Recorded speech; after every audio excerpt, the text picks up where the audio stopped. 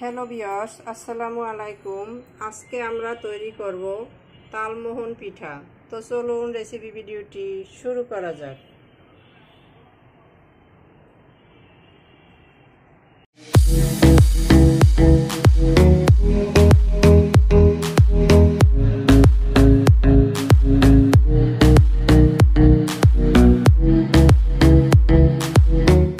শুরুতে এটা তৈরি করার জন্য এখানে আমি মেজারমেন্ট কাপের 1 কাপ চালের গুঁড়ো নিয়ে নিয়েছি। এখানে নিয়ে নিয়েছি হাফ কাপ আটা, 1/4 কাপ বেসন। বেসনটা অবশ্যই দিতে হবে। স্বাদ মতো দিয়ে দিচ্ছি লবণ।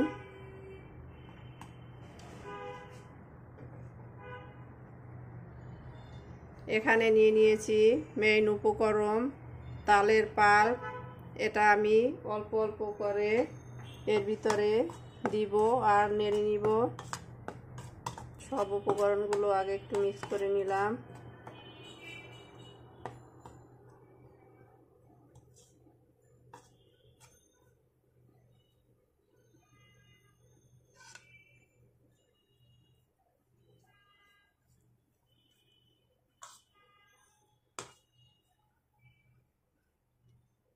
এখানে আমি 1.5 কাপ পরিমাণের তালের পাল্প নিয়ে নিয়েছি। আমি পুরোটাই দিয়ে দিলাম।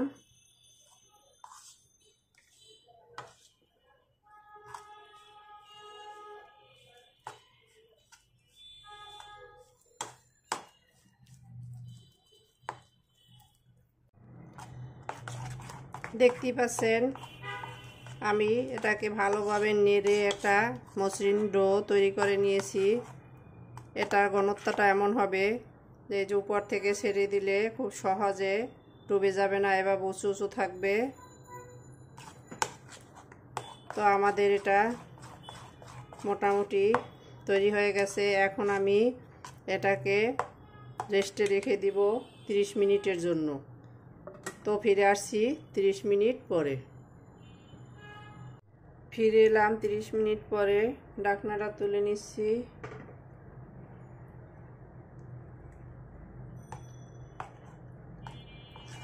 দেখতেই পাচ্ছেন ডোটা ভিতর থেকে ছোট ছোট বাবল বের হচ্ছে। এখন এর ভিতরে আমি অ্যাড করব ইনো। আমি 1 প্যাকেট ইনো এর ভিতরে দিয়ে দিচ্ছি।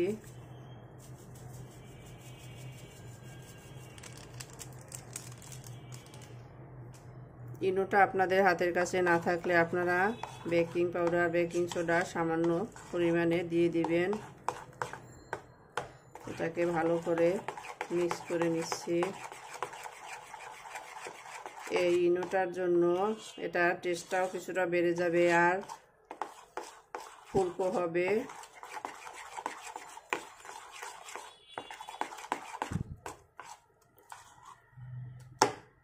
দেখতে পাচ্ছেন এটা অ্যাড করার সাথে সাথে এর ভিতরে বাবলস ক্রিয়েট হচ্ছে।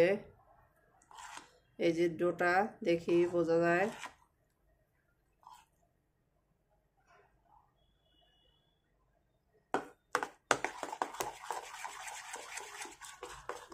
খুব ভালোভাবে একে মিক্স করে নিলাম।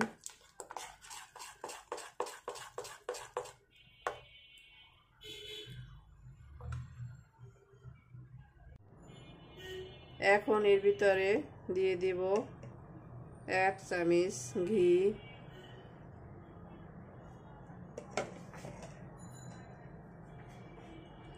মিক্স করে নিচ্ছি।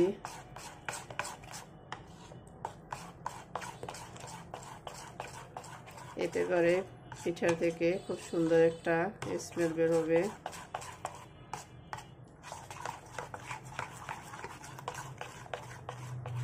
আমাদের ডোটা তৈরি হয়ে গেছে। এখন আমরা চলে যাব কিচেনে। তো চলুন কিচেনে যাওয়া যাক। কিচেনে এসে চুলে একটা প্যান বসিয়ে এতে পর্যাপ্ত পরিমাণে তেল দিয়ে দিয়েছি। তেলটা মোটামুটি গরম হয়ে আসছে। আমি এখন এই বাটির ভিতরে একটু পানি নিয়েছি, এর ভিতরে হাত ভিজিয়ে অল্প অল্প করে ডো নিয়ে এভাবে হাতের সাহায্যে পিঠাগুলো দিয়ে দিব। আপনারা চাইলে পাইপিং ব্যাগের ভিতরে বড় দিতে পারেন, যার যেমনটা সুবিধা হয় দিয়ে নেবেন। আমি এতে করে ছোট ছোট করে বড়াগুলোকে দিয়ে দিব।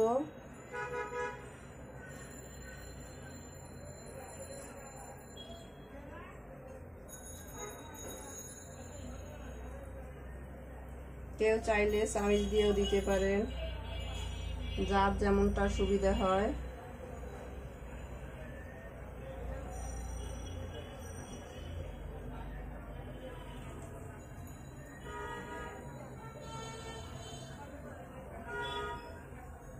দেখতেই পাচ্ছেন ফুলে একা একাই উল্টে পাল্টে যাচ্ছে। ফুলে এক একটা কতটা বড় হচ্ছে।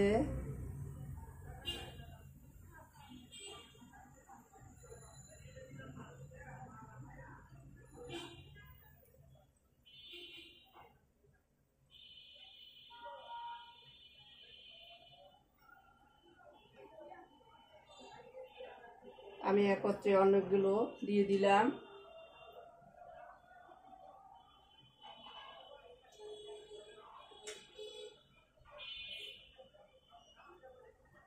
নিজে নিজে উল্টে পাল্টে যাচ্ছে।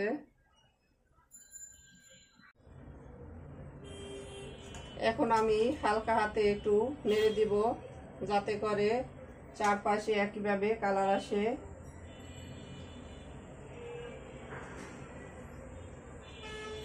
সবগুলো ফুলে বলের মতো হয়েছে।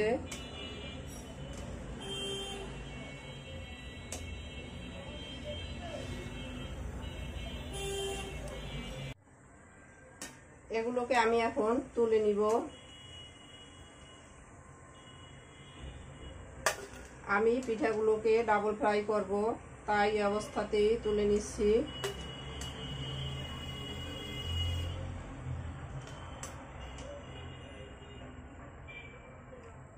আমি এভাবে সবগুলো একবার ফ্রাই করে ফিরে আসছি।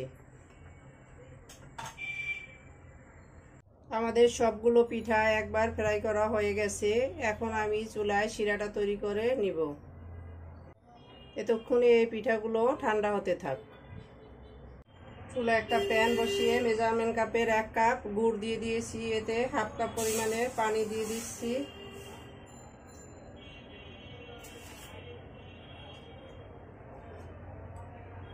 এখন অপেক্ষা করব গুড়টা গলে আসার জন্য।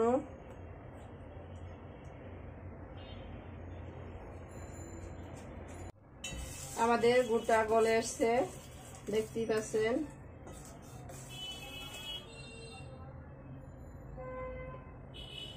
এটা আমি আপনাদেরকে দেখিয়ে দিচ্ছি। এবার আঠালো হলেই হবে, আঠালো আঠালো ভাব হলেই হবে, 1 তার 2 তারের দরকার নেই। তো আমি চুলাটা বন্ধ করে দিছি।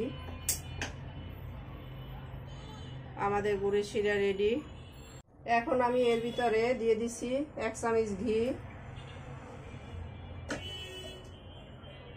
ঘিটাকে এর সাথে ভালোভাবে মিশিয়ে দিচ্ছি,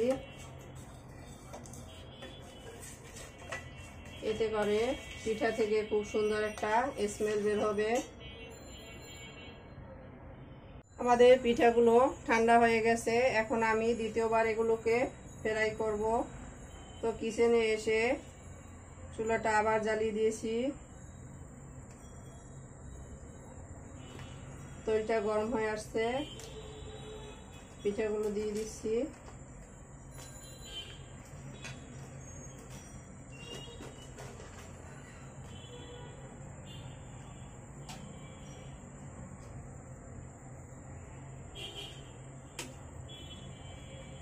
এগুলোকে এখন আমি লাল লাল করে ভেজে নিব।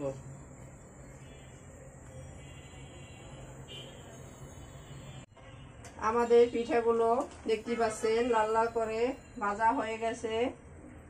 এখন আমি এগুলোকে তুলে শিরায় দিয়ে দিচ্ছি।